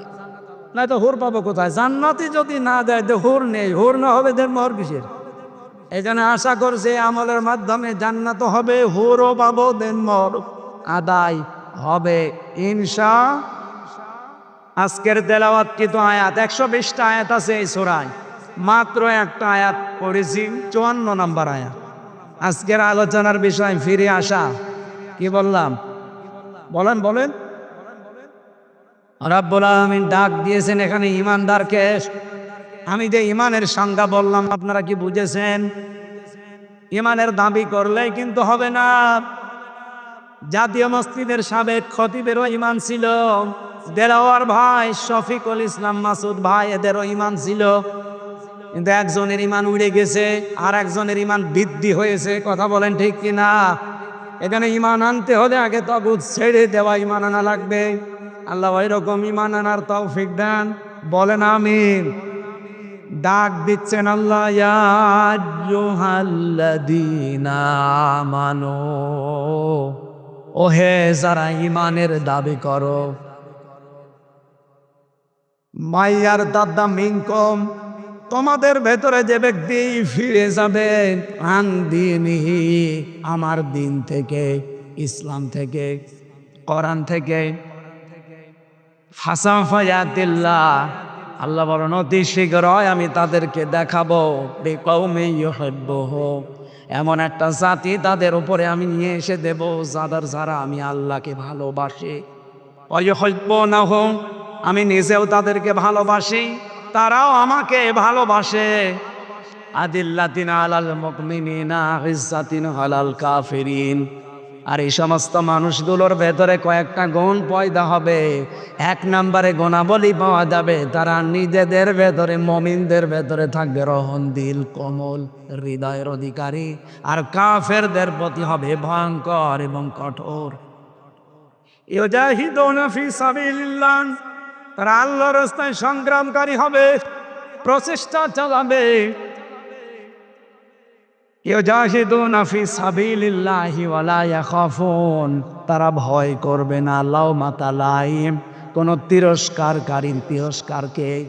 যালিকা ফাদলুল্লাহ, আল্লাহ কিন্তু এই গুণাগুণ কাউকে দেয় না, দেয় তাদের যাদের ওপরে আল্লাহর রহমত। যালিকা ফাদলুল্লাহ, এটা আল্লাহর দয়া, অনুগ্রহ। ইউতিহি মাইয়াশা, আল্লাহ যাকে ইচ্ছা এটা তাকে দান করেন। আল্লাহু ওয়াসিউন আলিম, আল্লাহ প্রশস্ত এবং জ্ঞানী, প্রাচুর্যময়। এটা বাংলা অর্থ ছিল। আমরা এবার তাফসিরে যাচ্ছি। প্রথমে আরম্ভ করছে ফি জিলালিল কোরআন দিয়ে। এই ওঠে কে গো? এই ছেলাই, ও এটা মুরব্বি, পেছল থেকে তো মনে হচ্ছে না। ঠিক আছে, মুরব্বি মানুষ চলে যায়, যাক। শুধু প্রসাব পায়খানা বাদ দিয়ে কেউ যাবেন না। খুব যদি নেশা লাগে বিড়ি খাওয়ার, খেয়ে চলে আসুন। আমাকে তাহলে মনে করতে পারেন তো তাহলে বিড়ি খাওয়া মনে হয়। আরে ভাই, আমি আকিজে চাকরি করি, আমি আকিজ গ্রুপের খদি, এখন ওই তার বিরুদ্ধে কথা বলা যাবে? আমার চাকরি থাকবে? যদিও আকিজে এখন আর বিড়ি নেই, ওনার ওইটা বাদ দিয়ে খাবার বানাই। আমি অন্তত তাদের কাছে গিয়ে এইটা পরিবর্তনের চেষ্টা চালিয়েছিলাম সেই 19 সাল 20 সালে। আল্লাহ সফল করেছে। বারবার ওনাকে বলতাম যে স্যার, আপনাদের এটা বদনাম, আপনার বাবা এটা করেছে ঠিক আছে, কিন্তু এটা বাদ দিয়ে আপনারা খাবার তৈরি করে। ওনারা বিড়িটা আমেরিকার টোবাকোর কাছে প্রায় 12,000-এর উপরে কত টাকায় বেচেছে, বিক্রি করি ওইটা দিয়ে এখন খাবার তৈরি করি। প্রায় 65টা খাবারের ব্যবস্থা ওনাদের, 65টা প্রোডাক্ট তৈরি হয়, তার ভেতরে প্রায় 55টার উপরে খাবার। এই জন্য বিড়ি খাওয়ার পক্ষে তো কথা বলা যাচ্ছে না, বিশেষ করে খুলনা আর বরিশাল বিভাগে। এগুলো আমার চট্টগ্রাম, সিলেটে সমস্যা না, ওই দেশের ইমাম মুয়াজ্জিনও বিড়ি খায়, কিন্তু খুলনা বিভাগে, বরিশাল বিভাগে একটু ঝামেলা আছে। আপনারা খুব বেশি নেশা লাগলে যান ভাই, বারবার তো নিষেধ করে পারা যায় না, কারণ এই এলাকার মানুষ বিড়ি খায়। এই সামনেই তো মনে হয় এরকম কিছু আছে, যাওয়ার সময় আসা যাওয়ার সময় দেখি লিখা আছে। যান, খেয়ে চলে আসেন, হয়তো একজন যাচ্ছে, তাড়াতাড়ি আসবেন। যান যান, না যান। আর প্রসাব পায়খানা বাদ দিয়ে অন্তত 15-20 মিনিট উঠবেন, আর উঠবেন কি? আর 15-20 মিনিট দেওয়া দেবে না? ঠিক আছে, উঠাউঠি করলাম, মুনাজাত করে দেন। আল্লাহ রাব্বুল আলামিন বলেন, মাই ইয়ারতাদ্দা মিনকুম, মান মানে যে ব্যক্তি, ইয়ারতাদ্দা দিয়েছেন আল্লাহ বাবে ইফতিয়াল, ইরতিদাদ শব্দের শাব্দিক অর্থ হচ্ছে হক থেকে বাতিলের দিকে ফিরে যাওয়া। আর এটার প্রবণতা বেড়েছে আগস্টের 5 তারিখের পর থেকে। আগে তো যাই ছিল, ওই সময় বুঝতাম না, এখন আগস্টের 5 তারিখের পর থেকে এই প্রবণতা বাংলাদেশের মানুষের অনেকের ভেতর আমরা দেখতে পাচ্ছি। ওরা সত্য দিন ছেড়ে দিয়ে মিথ্যার দিকে দৌড়াচ্ছে। হ্যাঁ, কথা বলেন না কেন? নাম ধরেই বলছি, এই যে চাঁপাইনবাবগঞ্জের হারুন সাহেব এবং তার বউ পাপি। পাপি আনা, পাপি আ দিলে ঝামেলা, পাপি আ কাইটে দেন, কি হয়? পাপি। এই স্বামী স্ত্রী দুইজন বানিয়েছে দেখুন মিস্ত্রি। কি আরম্ভ করেছে এরা? অথচ সাড়ে 15 বছরে বেশ ভালো ভালো কথা বলতো। এগুলো এখন শুনতে পাচ্ছি চাঁপাইনবাবগঞ্জের মানুষের কাছে পুরাটা ভাওতাবাজি। এই 15.5 বছরে তার নামে এই ফ্যাসিস্ট সরকার একটা মামলাও দেয়নি। অবৈধ সংসদে এসে যে কত ভালো ভালো কথা আমাদেরকে শোনাতো, আপনি দেখেছেন? আগস্টের 5 তারিখের পর থেকে সবচাইতে বেশি একামতে দিনের বিরুদ্ধে, বিশেষ করে জামাত এর নাম নিয়ে যে বিষাদগারগুলো করছে। আপনি চাঁপাইনবাবগঞ্জের সাবেক মেয়র, আমি নাম নিলাম না, উনি আজকে ঘোষণা দিয়েছে এই হারুন সাহেব জীবনে 2 বার জেলে গেছে। দলের জন্যেও না, মানবতার জন্যেও না, ইসলামের জন্যেও না। একটা হচ্ছে সরকারি পিন, ত্রাণের পিন চুরি করেছিল, আর একবার শুল্কমুক্ত গাড়ি, যেটা ট্যাক্স দেওয়া লাগে, এটা ফাঁকি দেওয়া গাড়ি উনি বিক্রি করে দিয়েছিল। এই 2টা কারণে উনি 2 বার জেলে গেছে। এটা কি দলের কারণে, মানবতার জন্যে, না ইসলামের জন্যে? ওনার মুখে কোনো কথা মানায়, বিশেষ করে একামতে দিন যারা পালন করে তাদের বিরুদ্ধে। যদি এরকম কেউ বলতো যে যার চরিত্র ঠিক আছে, আপনি তো গোলাম ছিলেন বাতিলের, আপনার মুখে কথা মানায় না, এটা রেকর্ড হচ্ছে আপনার কানে, এক্ষুনি চলে যাচ্ছে আমি জানি। আশা করছি আপনি থামবে, নয়তো আপনাকে কিন্তু জাতির সামনে এমন কিছু মানুষ আছে ন্যাংটা করে ছাড়বে। আপনি মনে করছেন কেউ তো টের পায় না? কে বলেছে? সব রেকর্ড আছে আপনার 15 বছরে। দল থেকে চাইনি আপনি সংসদে যান, আপনারা 6 জন জোর করে গেছে। 6 জনের ভেতরে 4 জন বলেছে আমরা যাব না, বাকি 2 জন, উনি আর ওই যে আরেকজন হবিগঞ্জের, আমি নাম নিলাম না, ব্রাহ্মণবাড়িয়ার, জোর করে গেছে তারা দলের সিদ্ধান্তের বাইরে। আমার যেহেতু সাবজেক্ট ওইটা না, আমি শুধু ইঙ্গিত দিলাম, বাংলাদেশে বহু মানুষ কিন্তু আল্লাহর দিন থেকে ফিরে চলে যাচ্ছে একেবারে প্রকাশ্য প্যাচিস্টের দিকে, বাতিলের দিকে। ওরা মনে মনে করছে আমরা যদি এভাবে চলে যাই, হাজারো মানুষ আমাদের দেখা দেখি চলে আসবে। এই দেশে অন্তত আর যারা দিনের কথা বলে তাদের কথা আর কেউ শুনবে না। আরে ভাই, দিনের মালিক কি হামজা? কথা বললেন না? দিনের মালিক ইয়াসিন। দিনের মালিককে আমরা হচ্ছে দিনের খাদেম, কামলা। আমরা চেষ্টা করে যাব দিনের পক্ষে। এদেশে যদি কায়েম হয় দিন, ভালো, না হলে আমার কোনো লস নেই, ইয়াসিনেরও লস নেই। আমাদের বেতন আছে বিকাল 5টায়। বিকাল 5টা মানে জীবনের শেষ দিন। এই কথা বলেন না কেন? আপনি কি করলেন? আপনি বাধা দিয়ে টার্গেটে পড়ে গেলেন। দিনের মালিক যিনি, সে আল্লাহ। দিনের মালিক আবার বলেন তো হামজা কে? সুতরাং এদেশে যারা দিন বিরোধী তারা হামজা বিরোধী না, তারা সরাসরি আল্লাহ বিরোধী। আমার নিজের কোনো সম্পদ যদি আপনি মেরে কেটে নিতেন আমার রাগ হতো। আপনি তো সরাসরি বিরুদ্ধে আছেন আল্লাহর দিনের, তার মানে আল্লাহর বিরুদ্ধে গেলে আল্লাহর রাগ হবে না? বলেন বলেন। আল্লাহর রাগ যদি হয়, আপনি 3টি কাজ করেন। এদিকে তাকান। আল্লাহ রাব্বুল আলামিনের যদি রাগ হয়ে যায় কোনো জাতির উপরে, 3টা কাজ করেন। 1 নম্বরে ফাসাউফা ইয়াতিল্লাহ বিকৌমি ইউহিব্বুহুম ওয়া ইউহিব্বুনাহু। আল্লাহ পাক বলেন ওদের উপর আমি এমন একটা জাতিকে এনে দেই যে জাতিকে নিজে আমি আল্লাহ ভালোবাসি এবং তারাও আমাকে ভালোবাসে। আপনি দেখেন বাংলার প্রেক্ষাপটে একটা আজ অনেকেই বিভিন্ন কায়দায় যারা হক থেকে বাতিলের দিকে জানা শোনার পরও মুখ ফিরিয়ে চলে যাচ্ছেন। আপনি কিন্তু জানেন এই দেশে হক কোনটা? কথা বলেন না কেন? এই যে যৌথ বাহিনী কিছুদিন আগে অপারেশন ডেভিল হান্ট চালাচ্ছিল, এখনো পর্যন্ত ওটা আছে নেই? যৌথ বাহিনী দেখলে খুশি হয় ইমানদারেরা, আর ভয় পায় যারা খুনি, যারা দুর্নীতিবাজ আর যারা জুলুমবাজ। তারা সূরা আহজাবের 22 নম্বর আয়াতে আল্লাহ দিয়েছেন আলাম্মা রাল মুমিনুন আল আহজাব। আহজাব মানে যৌথ বাহিনী। আহজাব মানে কি? ওয়ালাম্মা রাল মুমিনুন আল আহজাব, যখন মুমিনেরা যৌথ বাহিনী দেখতে পেল, তার মানে এটা 1500 বছর আগেও ছিল। এই কথা বলেন না কেন? মুমিনেরা এরা দেখতে পেয়ে আনন্দে আত্মহারা হয়ে গেছে, কিন্তু যৌথ বাহিনী দেখে সবচাইতে বেশি সমস্যায় পড়েছে যারা খুনি, যারা অবৈধ ক্ষমতার অধিকারী। ওই জামানায় যারা ছিল, এ জামানায়ও অনেকে তাদের প্রেতাত্মা ছিল। এখানে অবৈধভাবে যারা ছিল তারা এখন যৌথ বাহিনীর ভয় আছে না? আমার মনে হয় এই অপারেশন ডেভিল হান্ট, এটা আমি এই জেলায় বেশি হওয়া দরকার, কারণ এখনো অনেকের মাস্তানি থামেনি। এই কথা বলেন না কেন? এ কবুর হাটে নেই, অনেকে এখনো ওদের মতো আচরণ করছে। ডেভিল হান্ট কেন চালু হয়েছে? ডেভিল মানে শয়তান, হান্ট মানে শিকার, শয়তান শিকার। আমরা চাই শয়তান সব শিকার হয়ে যাক। কথা বলেন ঠিক কিনা? এই জন্য ডক্টর মোহাম্মদ ইউনূস খুব তাড়াতাড়ি একটা একটা করে গজব ডেকে নিয়ে আসতেছে। কিন্তু কিছুদিন আগে আযাবুল বুলডোজার নাজিল হয়েছিল। এটার নাম কি বলেন? বলেন। আযাবুল এটা এমনি নাজিল হয়নি।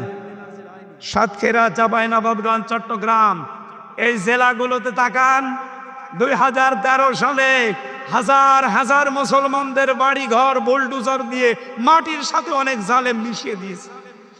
আল্লাহ সেই প্রতিশোধ নিয়েছে 25 সালে ফেব্রুয়ারি 5 তারিখে। এটা শুধু শেষ হয়ে গেছে তা না, এখনো সামনে যদি কেউ উস্কানি দেয়, আযাবুল বুলডোজার হয়তো নাজিল হবে না, ডেভিল হান্ট আসবে না, অন্য কোনো আযাব কিন্তু আবার সামনে চলে আসবে। এই জন্য আপনারা সাবধান হবেন। কারো উস্কানিতে পা দেওয়া, আরো বলেন উস্কানিতে পা দেওয়া। অনেকে পা দিচ্ছেন। যৌথ বাহিনী যদি ধরে না, পেছনে এমন ভাবে লাল করে দেবে বাদরের পেছনের মতো। গোপালগঞ্জে লাল করেছিল না কিছুদিন আগে? ওই সময় শুনতাম গোপালগঞ্জ থেকে ঢাকায় আসবে, বসে আসলে 300 টাকা, দাঁড়িয়ে আসলে 1000 টাকা। এটা যদি গোপালগঞ্জের জমি হয়, গোপালগঞ্জ থেকে ঢাকা খুব বেশি দূরে না, আমাদের কুষ্টিয়া থেকে আরো দূরে, সুতরাং ঢাকায়ও যেতে পারবেন না। এমন লাল করবে, বসে গেলে 1000 টাকা, দাঁড়িয়ে গেলে 2000 টাকা। এই সিস্টেম যেন এ জেলায় আর না আসে। এই জন্য আমার মনে হয় কারো উস্কানিতে পা দেওয়া যাবে না, সতর্কতার সহিত কাটানো লাগবে দিন। আল্লাহর প্রথম সিদ্ধান্ত কি? 1 নম্বরে যারা আল্লাহর দিন থেকে ফিরে যেতে চায়, আজ বিভিন্ন ভণ্ড পীরের নাম নিয়ে নতুন নতুন ইসলামের নিয়ম বের করে মানুষকে আসল ইসলাম থেকে বের করে নিয়ে চলে যাচ্ছে। কথা বলেন। রাজনৈতিক দলের বহু নিয়ম নীতি আজ ইসলাম থেকে মানুষকে ডাক দিয়ে ফিরিয়ে তারা হক থেকে বাতিলের দিকে নিয়ে যাচ্ছে। আপনি জানেন যে দেশে হক কোনটা? এই পৃথিবীর ময়দানে আল্লাহর ভাষায় হক হচ্ছে তারা যাদেরকে দেখলে বাতিলেরা সবচেয়ে বেশি ভয় পায়। বাংলাদেশে হাজারো দল আছে, হাজারো মত আছে। আপনি বলেন এই 54 বছরে বাতিলরা সবচাইতে বেশি ভয় পেয়েছে, নামে হোক বেনামে হোক, যাদের সেইটাই হক দল। এরপরও যদি কেউ না চিনতে পারেন, এদিকে আসেন, এমন জোরে কানের নিচে দেব টের পেয়ে যাবেন। তাছাড়া আপনার তো বুখারী শরীফ দিয়ে হবে না, কোরআন শরীফ দিয়ে হবে না, বুখারী শরীফ লাগবে। অবশ্য ঠিক, এদিকে আসেন আপনাকে বুখারী শরীফ দিচ্ছি। আল্লাহ রাব্বুল আলামিন যেন তার আয়াতটা আমাদের এই বাংলাদেশের মানুষকে দেখাচ্ছেন, যারা আজ দিন থেকে ফিরে চলে যাচ্ছেন। আল্লাহ বলেন আমি তাদের উপরে এমন একটা জাতিকে নিয়ে আসব, এমন একটা কওমকে, দলকে আমি তোমাদের উপরে নিয়ে আসব, যারা আমি আল্লাহকে ভালোবাসে, আমি আল্লাহ নিজেও তাদেরকে ভালোবাসি। এখন এই দলটা কোনটা আপনি নিজে আয়াতের সাথে মিলান। ইয়াস্তাবদিল কওমান গায়রাকুম সুম্মা লা ইয়াকুনু আমসালাকুম। সূরা মুহাম্মদের ভেতরে আল্লাহ জানিয়েছেন, তোমরা যদি ফিরে যাও আল্লাহর দিন থেকে, আমি আল্লাহ এমন একটা জাতি, এমন একটা দলকে তোমাদের ওপরে প্রতিষ্ঠিত করে দেব যারা তোমাদের মতো হবে না। বলেন সুবহানাল্লাহ। এই আয়াত থেকে প্রথম আমরা বের করলাম আল্লাহ এমন একটা দল তৈরি করে দেবে যদি মানুষ আল্লাহর দিন থেকে ফিরে চলে যেতে চায়। সেই দল এই বাংলাদেশে এখনো আছে না নেই? যেটাই হোক আছে, আল্লাহ যেহেতু বলছেন একটা দল বানিয়ে দেব। কি হবে সেই দলের কাজ? আযিল্লাতিন আলাল মুমিনিন, তারা মুমিনদের প্রতি রহম দিল হবে, কমল হবে, স্নেহময় হবে, স্নেহশীল হবে। আইসাতিন আলাল কাফিরিন, কাফেরদের প্রতি হবে তারা কঠোর এবং ভয়ঙ্কর। আমির জামাত ডক্টর শফিকুর রহমানের কালকের বক্তব্যটা এই আয়াতের প্রমাণ। তাই কথা বলেন না কেন? উনি সর্বশেষ বলেছিলেন বাংলাদেশে কেউ আমাদেরকে চোখ রাঙাবেন না। হ্যাঁ, সমালোচনা করেন গঠনমূলক, আমরা মেনে নেব, চুমা দেব, কিন্তু কেউ নিজেদেরকে প্রভু ভেবে আমাদের উপরে চোখ রাঙাবেন না। আমরা কারো চোখ রাঙানি সহ্য করি? বলেন বলেন। এই কোরআনের আয়াতের সাথে যদি এই দেশে কোনো দলের বাস্তবতা মিলে যায়, আপনি অস্বীকার করতে পারবেন যে না এটা তো মেলে না, আপনি জোর করে বাদ দিতে পারেন না। আপনি দেখেন আজ এই দেশে একামতে দিনের দ্বারা তার দায়িত্ব পালন করে নিজের ভাইয়ের সাথে ওই রকম মিল নেই একামতে দিনের কর্মীদের ভেতরে যেই মিল আছে। হ্যাঁ, নিজের আপন ভাই আল্লাহকে মানে না, তারে আমি নিজেও মানি না, কিন্তু তার বাড়ি কোথায়? সেই চট্টগ্রামে। এই লোকটা যেহেতু একামতের দিন প্রতিষ্ঠা করার আন্দোলনে আছে, সে আমার আপন ভাইয়ের চাইতেও আমার কাছে আপন। এই কথা পাবেন না কেন?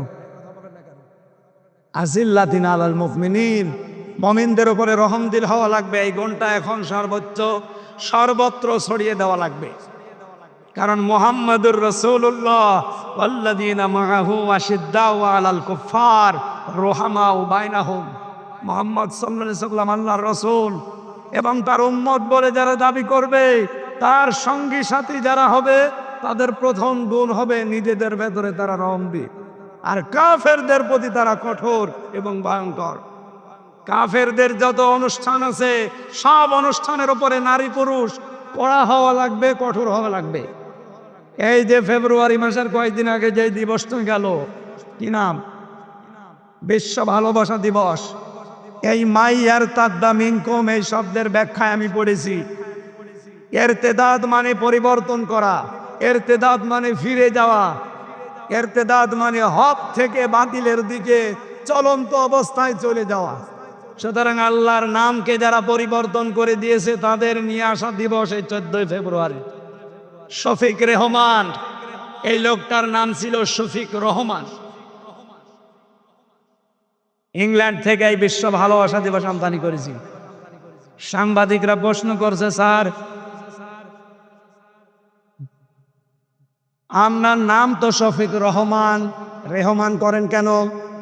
উনি বলছে, দেখো রহমানের ভেতরে মৌলবাদের গন্ধ পাওয়া যায়, এই জন্য আমার নাম আমি কেটে পরিবর্তন করে পাল্টিয়ে রেহমান দিয়েছি। বাংলার মুসলমানের রেকর্ড হচ্ছে, এটা সারা দেশে ছড়াই। সবাইকে বলছি যেহেতু এবছরে আর নেই, সামনে বছর আবার আসবে। যেই লোকটা আমাদের আল্লাহর নাম পরিবর্তন করে রহমান থেকে রেহমান করতে পারে, তার নিয়ে আসা দিবস আগামীতে কোন মুসলমানের ছেলে মেয়েরা পালন করতে পারে? আরো জোরে বলেন, পারে না? ইসলামে 2টা দিবসের বাইরে কোনো দিবস নেই। কি? ঈদুল আজহা, ঈদুল ফিতরের বাইরে কোনো দিবস আছে? কিসের প্রত্যাবর্তন দিবস, কিসের জন্ম দিবস, কিসের মৃত্যু দিবস? কোনো দিবস নেই। ঈদুল আজহা, ঈদুল ফিতর, শেষ। বাইরে যদি কোনো দিবস কেউ নতুন করে বানিয়ে পালন করে, ও যেন আল্লাহর রাসূলের চাইতে বেশি বোঝে। সুতরাং আগামী থেকে কোনো মৃত্যু দিবস পালনে দেশে আর হবে না। যদি মুসলমান নবীর উম্মত দাবি করে থাকে, কোনো জন্ম দিবস পালন আর কোনো প্রত্যাবর্ত দিবস পালন আর বলেন বলেন কোনো দিবস নেই। দিবস পালন করলে আমি কত দিবস পালন করতে পারতাম আপনি জানেন? আমার জন্ম দিবস, মৃত্যু দিবস, জেল খাটা দিবস, জেল থেকে বের হওয়া দিবস, জেলে যাওয়া দিবস, বিয়ে করা দিবস, বিয়ে যেদিন হয়েছে ওই দিবস বিয়ে খাওয়া দিবস। কত বিয়ে খেলাম, তাহলে বিয়ে খাওয়া দিবস পালন করলে প্রতিদিন পালন করা যাবে। গণ দিবস আজকে থেকে আর নেই। ইসলামে যেটা নেই ওটা আমার বাবা মানালেও আমি মানি। আরো জোরে বলেন মানি। এই জন্য আগামী থেকে রাসূলের উম্মত যেহেতু আমরা দাবি করছি, আল্লাহ আমাদেরকে একটা জিনিস দেখাতে চাচ্ছেন, সেটা এমন একটা দল আল্লাহর সামনে তৈরি করে দিতে চান। কারণ এদেশে অনেক মানুষ এখন ইসলাম থেকে মুখ ফিরিয়ে বুঝে হোক না বুঝে হোক নিচ্ছে, সে ধর্মীয় কায়দায় হোক আর জেনারেল কায়দায় হোক। এই কথা বলেন না কেন? আর আল্লাহ এরকম পরিস্থিতিতে যেহেতু কয়েকটা সিদ্ধান্ত নেন, তার ভেতরে এক নম্বরে তিনি একটা দল বানিয়ে দেন। সেই দলকে আল্লাহ বলেন আমি বিজয় করব। কাতাবাল্লাহু লা আগলিবান্না আনা ওয়া রুসুলি। আমি আল্লাহ লিখে দিলাম, লামে তাকিদ নুনি সাকিলা, অবশ্যই আমি আল্লাহ এবং আমার রাসূলের সাথে যারা আছে তারা বিজয়ী হবেই। এই আয়াতটা আমরা সামনে বাস্তব অবস্থায় দেখতে চাই কিনা? আরো জোরে বলেন চাই কিনা? আল্লাহ যেন চর্ম চোখে আমাদের দেখায় যে আল্লাহর দল এদেশে বিজয় হয়ে গেছে। আরো জোরে বলে, আল্লাহর দল কারা? যারা তিনটা কাজ করে। কয়টা? আপনি এবার দেখেন, এই দেশে এখন ৭২টার উপরে দল আছে, ৪৮টাই নিবন্ধিত দল। আমাদেরটাও ছিল, সেটা মিলে ৪৯টা, কিন্তু জালেমেরা নিবন্ধনটা বন্ধ করে দিয়েছে। আমরা চাই এটা অতি শীঘ্রই ফেরত দেওয়া। এই কথা বলেন না কেন? জালেমদের কোন চিহ্ন যদি এ দেশে না থাকে, সবই তো বিদায় নিচ্ছে। ৩২ বিদায় নিয়েছে, টঙ্গিপাড়াও বিদায় নিতে পারে। কথা বলেন না কেন? জালেমদের কোন দৃশ্য এই দেশে কেউ দেখতে চায় না।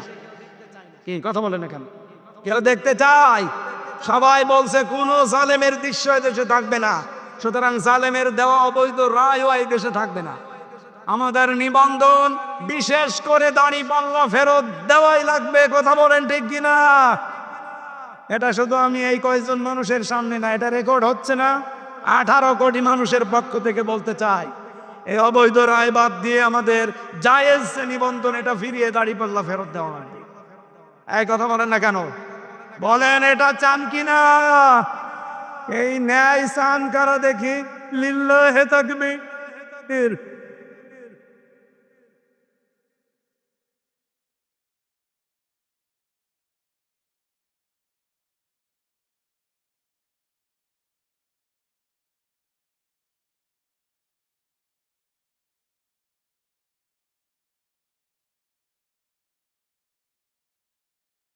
কুষ্টিয়াবাসী, আল্লাহ রাব্বুল আলামিন যে দলটাকে তিনি পছন্দ করে দিন থেকে যারা ফিরে যায় তাদের উপরে তিনি বিজয় করবেন বলে ঘোষণা দিলেন। সেই দলের ভেতরে 3টা গুণ পাওয়া যাবে। আল্লাযীনা ইউকিমুনাস সালাতা ওয়া ইউতুনাজ যাকাতা ওয়া হুম রাকিউন। যারা নামাজ কায়েম করবে, সম্পদ থাকলে যাকাত আদায় করবে, রুকুকারীদের সাথে রুকু করবে, তার মানে জামাতবদ্ধ হয়ে নামাজ আদায় করবে। ওয়ামাইয়াতাওয়াল্লাল্লাহু ওয়া রাসূলুহু ওয়াল্লাযীনা আমানু, যে ব্যক্তি আল্লাহ, তার রাসূল এবং ঈমানদার, এই 3 গুণ বিশিষ্ট মানুষের দিকে ফিরে আসবে, এরা আল্লাহর সেরা বাহিনী। আল্লাহর, আরো জোরে বলেন আল্লাহর, আরো জোরে বলেন আল্লাহর। ফাইন্না হিজবাল্লাহি হুমুল গালিবুন। আল্লাহ পাক বলেন অবশ্যই আমি আল্লাহর দল বিজয়ী হবে। এই গ্যারান্টি কার? আল্লাহ কিন্তু ইন্না দিতে, ইন্না না দিলেও পারতেন। হিজবাল্লাহি হুমুল গালিবুন অর্ধ হয়ে যেত, ইন্না দিয়েছেন গ্যারান্টি দেওয়ার জন্য। সুতরাং আজকে থেকে আমরা যদি আল্লাহর দিকে, রাসূলের দিকে আর ওই 3টা গুণ বিশিষ্ট ঈমানদারদের দিকে ফিরে আসতে পারি, আল্লাহর কসম এই দেশে ওই দল বিজয়ী হবে। এটা আমার কথা, আরো জোরে বলেন আমার কথা। আল্লাহর এই কথা আমরা সামনে দেখতে চাই না? তাহলে 3টা গুণ যাদের ভেতরে আছে তাদের সাথে আপনাকে থাকা লাগবে। যারা নামাজ কায়েমের আন্দোলন করে এই দেশে, এদেশে বললাম না কত দল, সব দল নামাজ কায়েমের আন্দোলন করে না। কথা বলেন না কেন? কারণ নামাজ কায়েম এটা ব্যক্তিগত বিষয় না, এটা রাষ্ট্রের দায়িত্ব। সূরা হজ ৪১ নম্বর আয়াত। আল্লাযীনা ইম্মাক্কান্নাহুম ফিল আরদ আকামুস সালাহ, যাদেরকে আমি জমিনে শাসন ক্ষমতা দেব।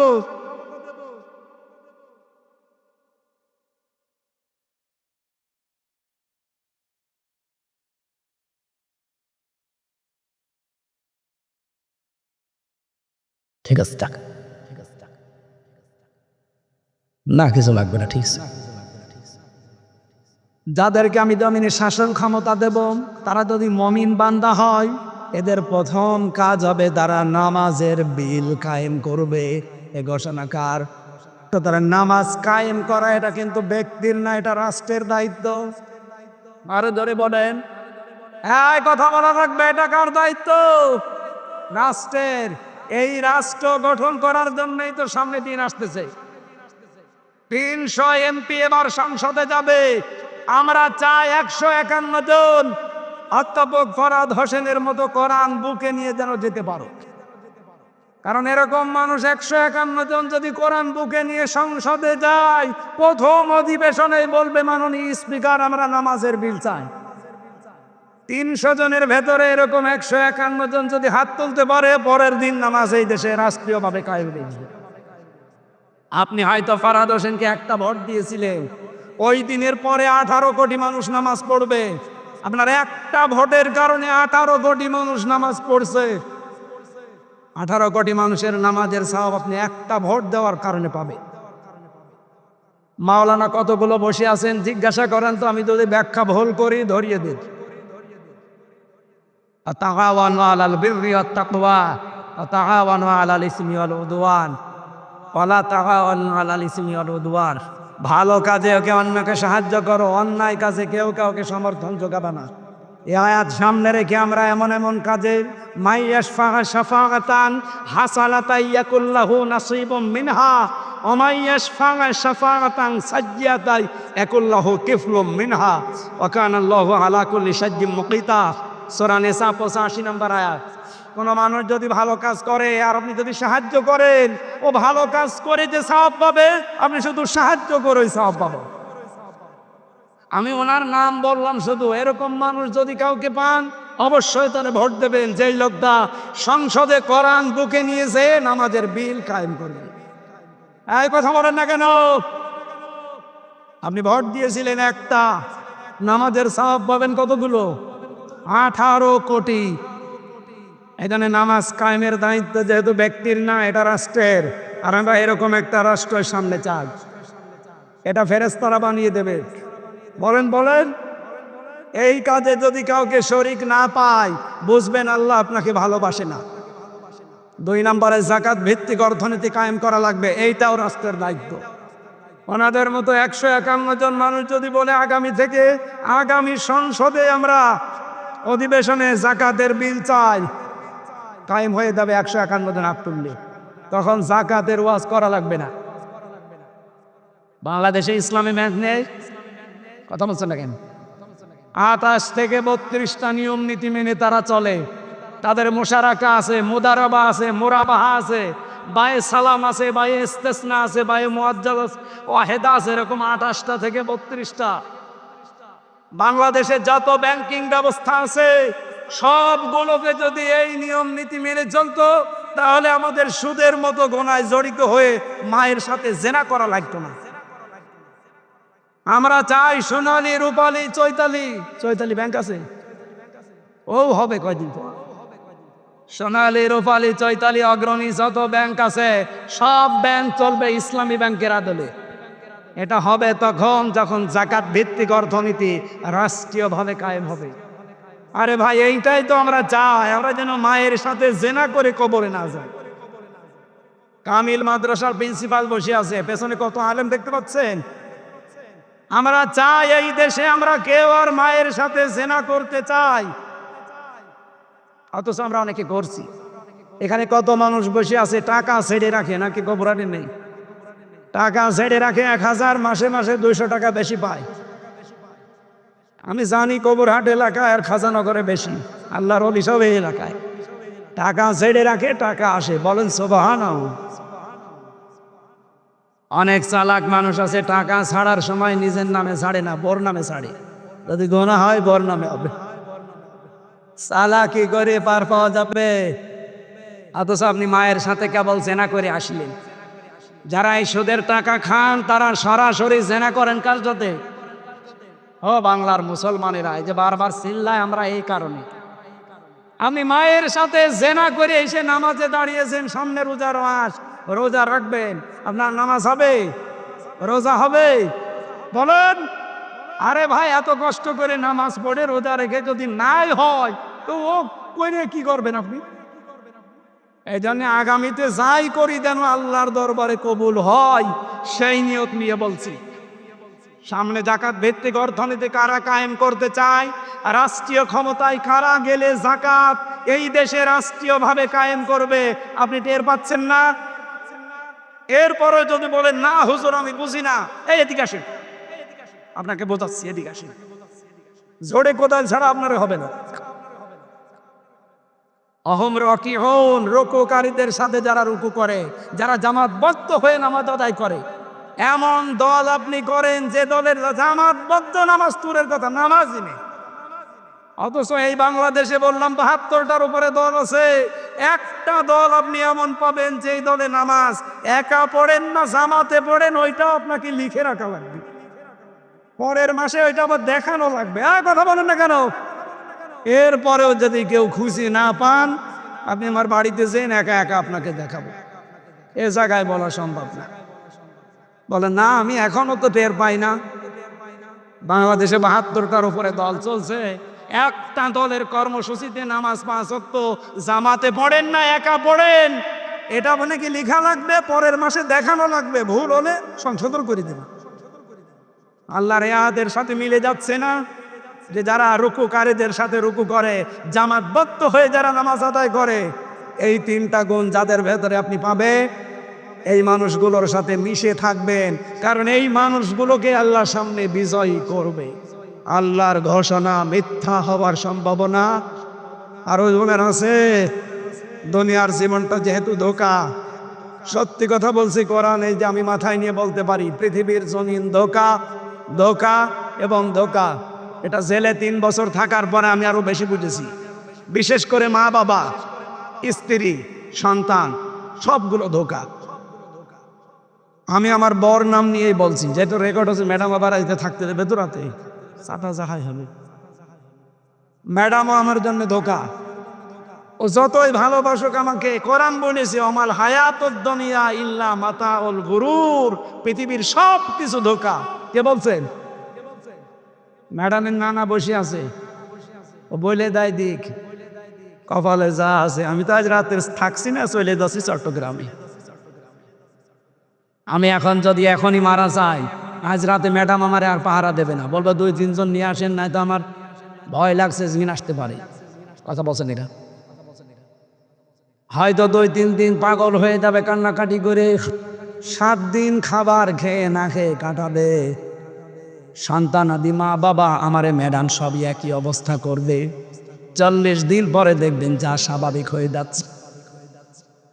যেহেতু ওনার বয়স এখন বেশি না, আমার এখন ৩৩, ওনার খুব বেশি হলো ২৬ হবে। এজন্য ওনার মা বাবা তো আর রাখবে না, ৪ মাস ১০ দিন পরে দেখবেন আর একটা হামজা দেখে বিয়ে দিয়ে দেবে। কি এটা বাস্তবতা না? বলে নানারে জিজ্ঞাসা করেন, করবে না ওনার নাতিরে? ওইটাই তো।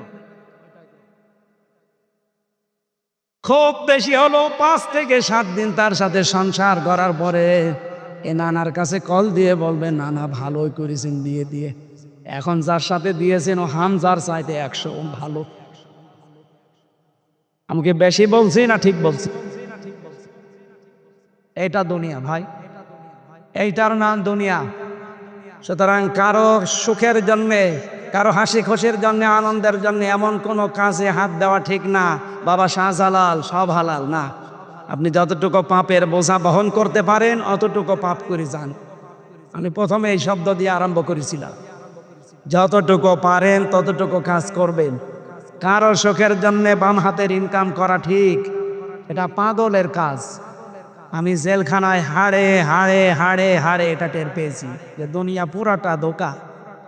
আল্লাহ তুমি আমাকে এবং সবাইকে এটা ১০০ বোঝার তৌফিক দান করো, বলে না আমি। মা বোন যারা এসেছেন, যেহেতু আমার জেলা, এখানে যারা বসে আছেন হয় বোন হবেন, চাচি হবেন, মা হবেন, ফুফু হবেন, এরকম কিছুই হবে নাই ভাবি। আপনাদেরকে আমি ভালোবাসি। আল্লাহর কসম, যদি মারা যাওয়ার সময় আপনার স্বামী বলে যে এটা আমার মন মতো ছিল বউ, আপনি জান্নাতি। কিন্তু আমি যা বাস্তবতা দেখছি, 100 জনের 98 জন স্বামী তার বড় ওপরে নারাজ। কারা কারা নারাজ আছেন হাত তোলেন তো। একজন না, এলাকা ভালো আছে, আলহামদুলিল্লাহ। সম্মানিত মা বোনেরা, এটা খুব খেয়াল করে থাকবেন। খাদিজাতুল কুবরা রাদিয়াল্লাহু তাআলা আনহা জীবনে এক ওয়াক্ত নামাজ পড়েননি, একবারও রোজা রাখেননি, একবারও হজ করেননি, একটা টাকা যাকাত দেননি, জীবনে কোনো দিন তিনি পর্দায়ও থাকেননি। কারণ এই বিধানগুলো সব তার ইন্তেকালের পরে নাযিল হয়েছে। অথচ আল্লাহ তাকে জান্নাতে ঘর বানিয়ে জিবরাইলকে দিয়ে সুসংবাদ পাঠিয়েছেন সালাম দিয়ে। একটাই কারণ, তিনি তার স্বামীর পেছনে শ্রম দিয়েছিলেন, সব উজাড় করে দিয়েছিলেন স্বামীর জন্য। আল্লাহ মেয়েদেরকে যেন খাদিজাতুল কুবরার মতো বানিয়ে দেন। বলেন আমিন, আরো জোরে বলেন আমিন। এখানে অনেক পুরুষ মানুষ, আমি সহ বসে আছি। প্রথম 1-1.5 বছর 2 বছর হয়তো নিজের বউ ভালোই লাগে, এরপরে আর আকর্ষণ কমে যায়, ভালো লাগে না, তখন অন্যের বউ দেখলে আনন্দ লাগে। এরকম পুরুষ মানুষ নেই? এটা একটা রোগ। এই রোগের ঔষধ 2টা। সূরা নূরের 30 নম্বর আয়াতে আল্লাহ ঔষধ দিয়েছে, কুল্লিল মুমিনিনা ইয়াগুদ্দু মিন আবসারিহিম ওয়া ইয়াহফাজু ফুরুজাহুম যালিকা আযকা লাহুম। আল্লাহ বলেন, নবী আপনি মুমিন পুরুষদেরকে বলেন তারা যেন তাদের চক্ষুকে নিম্নগামী করে পরনারী দেখলেই। 2 নম্বরে তাদের লজ্জাস্থান হেফাজত করে। এইটাই উত্তম পদ্ধতি, পবিত্র পদ্ধতি এটা। আপনি 15 দিনে আমলটা করে দেখেন। শুধু নিজের 14 জন মহিলা বাদ দিয়ে, মা, বোন, ফুফু, মেয়ে, এরকম 14 জন, এদের বাদ দিয়ে সামনে দুনিয়ার যে মহিলায় পড়ুক, সঙ্গে সঙ্গে চোখ নিজের দিকে করবে। কয়দিন? মাত্র 15 দিন। বলেন বলেন। এরপরে লজ্জাস্থানের হেফাজতের জন্য যা যা করা লাগে এইটা একটু কন্ট্রোল করে। 15 দিন পরে দেখবেন একটা অনির্বাচন সুখ আপনি পাচ্ছেন। এটা টাকা দিয়ে কিনতে পাওয়া যাবে না, এই আমলের কারণে আল্লাহ দান করবে। আমি সহ যারা এখানে বসে আছি, আল্লাহ আমাদেরকে যেন এটা পালন করার এবং নিজেদের স্ত্রীর প্রতি যে দায়িত্ব কর্তব্য আছে এটা পালন করার তৌফিক দেন। আমি আজকে আর টানতে পারছি না কণ্ঠ এবং সময়ের কারণে। এত রাত পর্যন্ত জেগে থাকা ঠিক না, 11:30 বেজে গেছে। আগামী থেকে আবার কথা বলবো আপনাদের সামনে ইনশাআল্লাহ। আল্লাহুম্মা আমিন। লা ইলাহা ইল্লা আনতা সুবহানাকা ইন্নী কুনতু মিনাজ জালিমিন। আল্লাহুম্মা গফিরলি ওয়ারহামনি ওয়াহদিনি ওয়াফিনি ওয়ারযুকনি ইয়া রাব্বাল আলামিন। আল্লাহ তাআলা কুষ্টিয়ার কবুরহাট ইসলামী সমাজ কল্যাণ পরিষদের উদ্যোগে 3 দিন ব্যাপী অনুষ্ঠানের সর্বশেষ কোরআনে কারীম দিয়ে যতগুলো কথা শুনলাম, আমল করার তৌফিক আমাদের ভিক্ষা দাও। সম্মানিত সভাপতি কাজী হামিদুল ইসলাম সহ প্রধান অতিথি অধ্যাপক মাওলানা আবুল হাশিম স্যার সহ অধ্যাপক ফরাদ হোসাইন সহ অধ্যক্ষ তারিকুর রহমান সহ শত আলেম ওলামা বসে আছে। আল্লাহর আলেমদেরকে আলেম হিসাবে কবুল করে নাও। সম্মানিত মা বোনদেরকে খাদিজাতুল কুবরার মতো বানিয়ে দাও রব্বুল আলামিন। দিন থেকে, ইসলাম থেকে, তোমার কোরআন থেকে আজ যারা মুখ ফিরিয়ে নেয়, জেনে হোক না জেনে হোক, তুমি ঘোষণা দিয়েছো সেখানে এমন একটা দল তুমি তৈরি করবে যারা তোমাকে ভালোবাসে, তুমি নিজেও তাদেরকে ভালোবাসো। আল্লাহ ওই দলে তুমি আমাদেরকে শামিল করে নাও। এই দলের লোকদের যে গুণাবলীগুলো তুমি দিলে, নিজেদের ভেতরে কোমল, কাফেরদের প্রতি কঠোর, তারা আল্লাহর রাস্তায় জিহাদ করবে, কোনো তিরস্কারকে তারা পরোয়া করবে না। এটা তোমার বড় অনুগ্রহ। আল্লাহ এই গুণাগুণগুলো অর্জন করার তৌফিক আমাদের ভিক্ষা দাও রব্বুল আলামিন। এলাকায় মাটির নিচে যত মানুষ ঘুমিয়ে আছে, কবরগুলো জান্নাত বানিয়ে দাও। আল্লাহ তাআলা, একটা নিরপরাধ মানুষের কালকে রায় আছে। আল্লাহ তোমার আরশ থেকে যা ফয়সালা হবে তাই তো হবে। লক্ষ লক্ষ মানুষ তার জন্য দোয়া করছে। আমরাও তোমার গণাগার কিছু টোটাফাটা বান্দা এই গভীর রজনীতে কোরআনের অনুষ্ঠানে তোমার দরবারে মন থেকে দোয়া করছি, আল্লাহ তুমি আমার ভাই আজহার সাহেবকে মুক্ত করে দাও। আইলে আমি 3টা বছর লোকটার সাথে ছিলাম, মানবতার জন্য, ইসলামের জন্য যে দরদ আমি দেখেছি তার ভেতরে, আল্লাহ তার যে ইখলাস এখন তৈরি হয়েছে, শেষের এই কয়টা দিন তুমি মুক্ত বাতাসে তার পরিবারের কাছে আমাদের কাছে থাকার তৌফিক দাও।